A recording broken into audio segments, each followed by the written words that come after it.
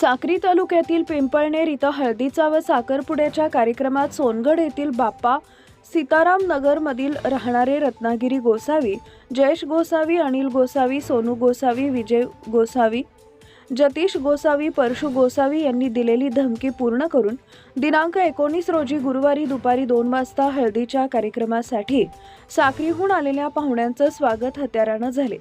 मागील वादाच्या कारणामुळे 2 युवकांना जीव गमवावा लागला याची माजी नगरसेवक अशोक गोसावी यांना माहिती मिळताच त्या ठिकाणी जाऊन पाहिल्यावर त्यांच्या मुलावर देखील जीवघेणा हल्ला केला।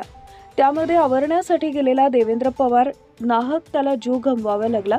अशा गुन्हेगारांविरोधात पिंपळनेर येथील खुनाचा गुन्हा दाखल झाल्यापासून काही आरोपी अटक तर काही आरोपी फरार झाले। अशा आरोपींना फाशीची शिक्षा व्हावी अशी मागणी भटक्या विमुक्त जाती जमातीच्या वतीने केला जातो आहे। तसेच या घटनेचा भटक्या विमुक्त समाज संघटनेचे समाजसेवक साहेबराव बाबर, शिवाजी सावंत, कैलास पवार जाहीर निषेध करतात। तसेच गोस्वामी यांच्या लग्नामध्ये 2 दिवसांपूर्वी यांना मेसेज आला होता। तसेच या साखरपुड्याला माजी नगराध्यक्ष जय नगरे उपस्थित होते। त्यांनी आवरण्याचा प्रयत्न केला, परंतु हे गुंड प्रवृत्तीचे सोंगाड्यातून शस्त्र घेऊन आले। तसेच त्यांच्यावर आता जिल्हा पोलीस अधीक्षक यांनी कठोर कारवाई करावी व त्यांना 302 अंतर्गत शिक्षा व्हावी, अन्यथा संपूर्ण भटक्या समाज रस्त्यावर उतरेल। त्या हळदीच्या व साखरपुड्याच्या कार्यक्रमात काही आरोपी सापडले, काही फरार झाल्याचे बोललं जात आहे। यावर कठोर कारवाई व्हावी अशी जोरदार मागणी होत आहे। माजी नगरसेवक साक्री, भटके उमुक्त हक्क परिषद, उत्तर महाराष्ट्र शिवसेना संपर्क प्रमुख।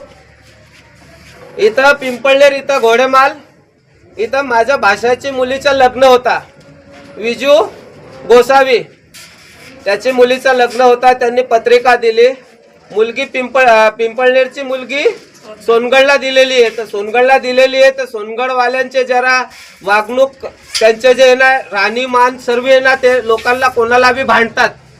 तर त्यांनी स्टेटस टाकला की पिंपळनेर लग्नामध्ये 18 तारीख, 19 तारीख आणि 20 तारीख ह्या तारखेला आम्ही तुम्हाला काय आहे आमचा दाखवू आणि तुमचं काय अस्तित्व आहे ते संपू। तर मी रात्री मुंबईला होतो। मुंबईहून येताना 11 वाजता पिंपळनेर इथं माझ्या भाषाकडे गेलो। म्हटलं भाऊ हे लोक असे स्टेटस टाकताय, तर स्टेटस टाकताय म्हटलं तर तुझ्या घरात लग्न आहे, म्हटलं तर लग्नात भांडण व्हायला नको, म्हटलं तर तू तिथला नवरदेव आहे त्यांना सांगून काही समजून दे ग, जेणेकरून भांडणं होणार नाही।